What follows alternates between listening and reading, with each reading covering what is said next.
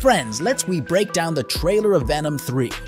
So Venom 3 trailer tells us a very important and significant thing, that Venom 3 can actually make some very important and significant changes in Spider-Man No Way Home. And that will also affect MCU. We will talk about all the things one by one. So the trailer of Venom 3. The last dance starts with Eddie-Brock, who is in Mexico. And if you see on the streets, there is something written in Mexican which means in English, "Don't get lost." Which is ironical because here, Eddie is actually lost, from the first movie till now, in his life as well as in this movie. But one point to be noticed is that in this scene, and in many sequences of this entire trailer, Eddie-Brock is wearing the same clothes, which we saw him wearing in the post-credit scene of No Way Home. Which means that this movie will immediately pick up from where the post-credit scene of Spider-Man No Way Home ended, and Eddie-Brock goes in and breaks a door, which is probably a dog shelter. And look at the scorpion on this guy's shirt. I think it could be Carpin, but still, there is a fight in which first of all Eddie-Brock's foot transforms into Venom. It seems that his shoe must have torn, but in the next scene, we see that the shoe is as it is, and the reason for this is also very simple. Because Venom is not Hulk, he does not transform Eddie-Brock, but covers him. His clothes, shoes, everything remains safe. And taking advantage of this opportunity, Venom also opens the cages behind him. Then the dogs come and start attacking. Not Venom, but on those people who were gang people. And of course they should do it, because when they are shooting at Venom, there are dogs behind him, and they too are not worried about the dogs. Then after this, after a funny "We're Venom" moment, Venom chews off the heads of all four. So at first I thought, is an attempt being made to make this an R-rated sequence? But sadly no, because if you look carefully, not even a single drop of blood is visible here.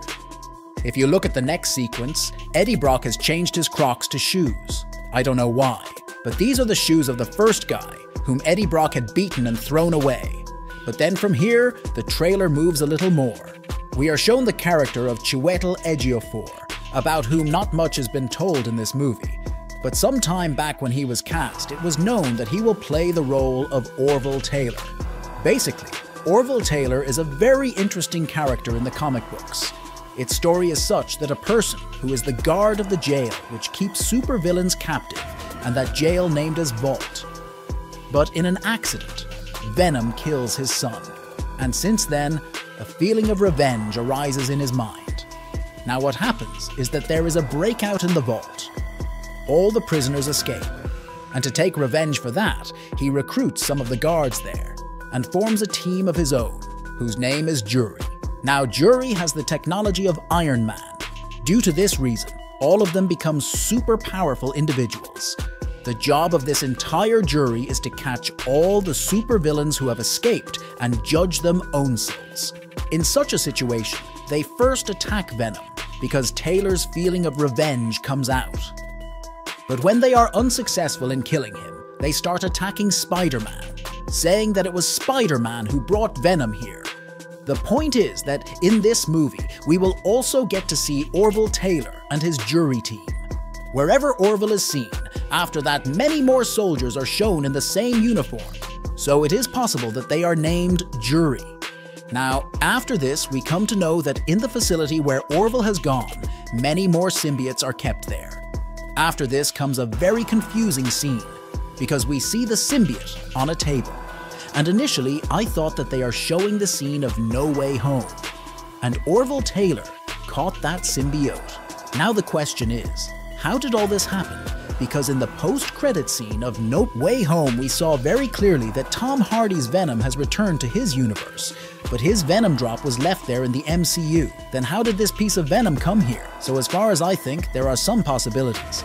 Let's talk about them one by one. First of all, it can happen that when Tom Hardy's Venom returned to his universe, after some time, his Venom drop also returned. But Eddie-Brock must have left that place, so he did not know that his Venom's drop is there. But that bartender which we saw in No Way Home, and is the same in this scene as well, he observes that thing, so he must have called those people here. And this bartender is a variant of that bartender. It looks the same in this universe as well. Or the second possibility, which has a very high chance of happening, is that this entire scene exists in the trailer.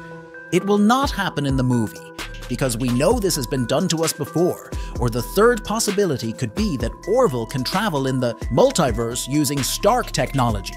If this is so, then now there is no Venom left in the MCU, so Spider-Man's problem with Venom is over. And after this, we also understand that things are not going to be simple for both Eddie-Brock and Venom. Because Taylor's team is not a small team. If these people name it jury, then they also have a lot of gangsters.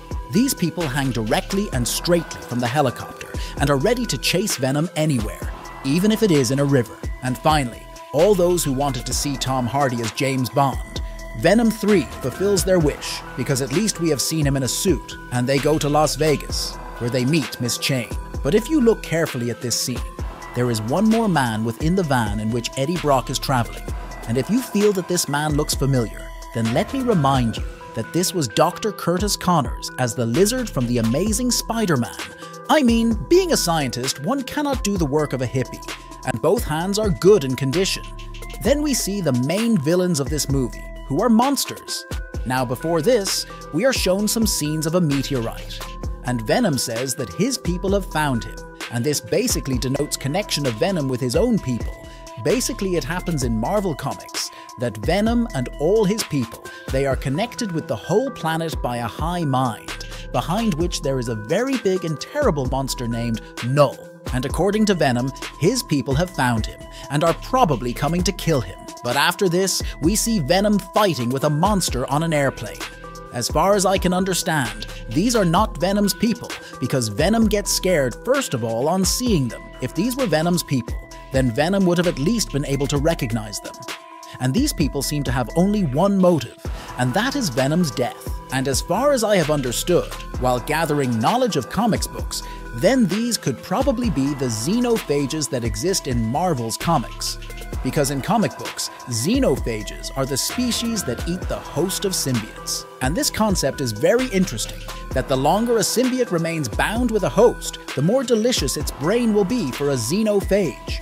So according to this, Eddie-Brock is the most delicious for all the xenophages. They have very large teeth, long legs. After that, they have a very strong exoskeleton, which is also seen in this movie. And the most special thing about it is that it does not have any pain receptors, meaning they will not feel any pain. But after this, we get to see Detective Maligan, whom we saw in the last movie, and we also know that he too has been affected by the symbiote. After this, the trailer ends, and we see Eddie broke in a chopper crash, who is in very bad condition.